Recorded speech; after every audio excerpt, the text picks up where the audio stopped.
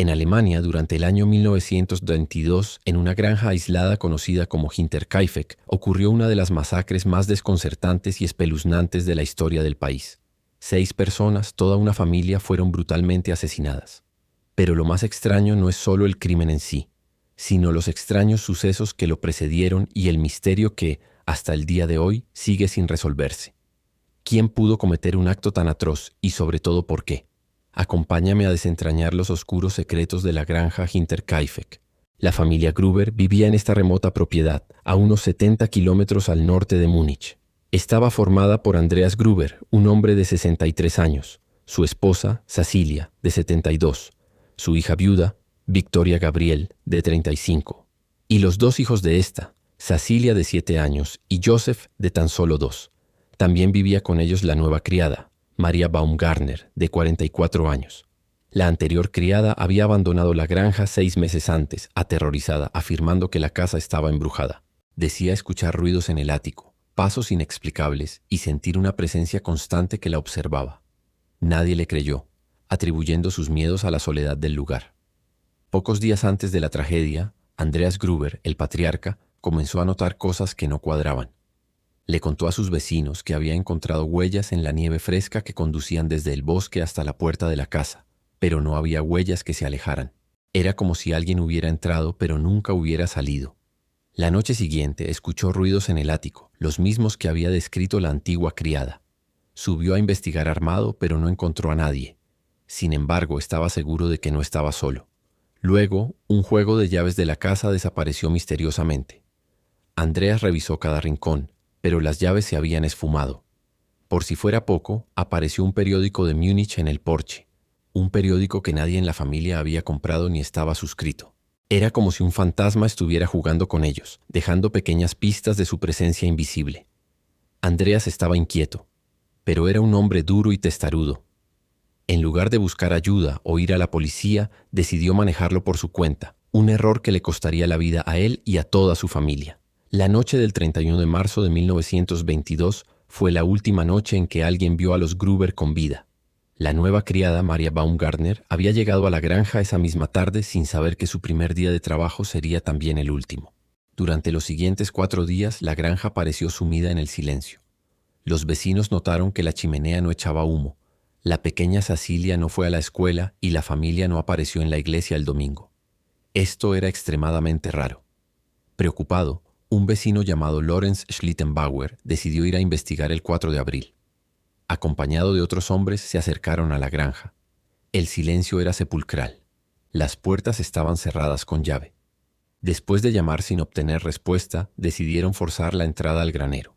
Y ahí, en la penumbra, hicieron un descubrimiento macabro. En el suelo del granero, cubiertos de heno, yacían los cuerpos sin vida de Andreas, su esposa Cecilia, su hija Victoria y la pequeña Cecilia de 7 años. Habían sido atraídos al granero, uno por uno, y asesinados brutalmente con una picoleta, una herramienta de labranza. La escena era un baño de sangre. La autopsia revelaría más tarde que la pequeña Cecilia había sobrevivido durante varias horas junto a los cuerpos de su familia, arrancándose mechones de pelo en su agonía. Es una imagen que hiela la sangre. Pero el horror no terminaba ahí. Dentro de la casa, los hombres encontraron los cuerpos de los 2 miembros restantes de la familia. En su cuna, el pequeño Joseph, de solo 2 años, había sido asesinado de la misma manera. Y en su habitación, la nueva criada, Maria Baumgartner, corrió la misma suerte. 6 personas masacradas en una sola noche. La policía llegó y comenzó una de las investigaciones más complejas de la historia alemana. Lo primero que les llamó la atención fue que el motivo no parecía ser el robo. Se encontraron grandes sumas de dinero en efectivo y objetos de valor intactos en la casa. Entonces, ¿por qué? La policía se dio cuenta de algo aún más perturbador. El asesino o los asesinos no huyeron inmediatamente después de cometer los crímenes. Las pruebas sugerían que quienquiera que fuese, permaneció en la granja durante varios días después de la masacre. El ganado había sido alimentado. Alguien había comido en la cocina, y los vecinos recordaron haber visto humo saliendo de la chimenea durante el fin de semana. Es decir, el asesino convivió con los cuerpos de sus víctimas, cuidando de la granja como si fuera suya, antes de desaparecer sin dejar rastro. Esta idea es quizás lo más aterrador de todo el caso. Imagina al asesino caminando tranquilamente por la casa, comiendo, durmiendo, mientras los cuerpos de la familia yacían a pocos metros.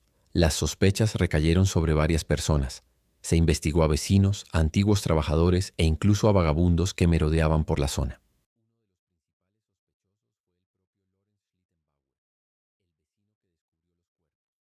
Se rumoreaba que había tenido una aventura con Victoria y que podría ser el verdadero padre del pequeño Joseph. Algunos teorizaron que en una disputa perdió el control. Su comportamiento extraño después de los asesinatos levantó sospechas, pero nunca se encontraron pruebas concluyentes en su contra. También se investigó al marido de Victoria, Carl Gabriel, quien supuestamente había muerto en las trincheras de la Primera Guerra Mundial. Su cuerpo nunca fue recuperado, lo que llevó a la loca teoría de que quizás no estaba muerto. ¿Podría haber regresado para vengarse por alguna infidelidad o por la paternidad del pequeño Joseph? Varios prisioneros de guerra rusos afirmaron que Carl había sobrevivido y que planeaba desertar. Pero de nuevo, nunca se pudo confirmar. La idea de que un fantasma de la guerra regresara para aniquilar a su propia familia parecía sacada de una novela de terror. A lo largo de los años, más de 100 sospechosos fueron interrogados. Se analizaron las armas, se buscaron huellas, se peinó la zona, pero nada. El asesino parecía haberse desvanecido en el aire. En 1923, un año después de los crímenes, la granja fue demolida. Querían borrar la mancha de aquel lugar maldito, pero al hacerlo, también destruyeron cualquier posible evidencia que pudiera haber quedado. Décadas más tarde, en 2007, un grupo de estudiantes de la Academia de Policía Alemana reabrió el caso utilizando técnicas forenses modernas. Analizaron de nuevo toda la documentación y las pocas pruebas que quedaban. Tras un exhaustivo trabajo, llegaron a una conclusión. Identificaron a un sospechoso principal, una persona que muy probablemente fue el asesino. Sin embargo, decidieron no revelar su nombre por respeto a los descendientes de esta persona, ya que el sospechoso había fallecido hacía mucho tiempo y no podía ser juzgado. El misterio oficialmente sigue abierto.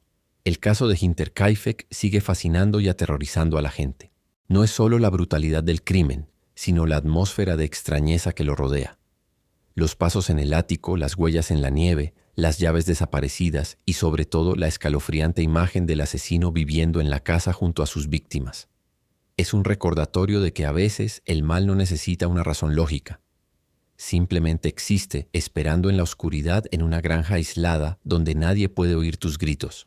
La historia de Hinterkaifeck nos enseña una lección inquietante sobre la vulnerabilidad y sobre cómo el horror puede surgir en los lugares más inesperados. ¿Fue un vecino con un oscuro secreto? ¿Un soldado regresado de la tumba? ¿O simplemente un extraño que pasó por allí y desató su furia? Quizás nunca lo sepamos con certeza, y es esa incertidumbre lo que hace que esta historia sea tan aterradora y perdure en el tiempo. Gracias por acompañarme en este viaje a lo más profundo del misterio de Hinterkaifeck. Si te gustan estas historias reales que superan la ficción, no olvides suscribirte al canal y activar la campanita para no perderte ningún video. Déjame en los comentarios qué teoría te parece más plausible. Nos vemos en el próximo caso.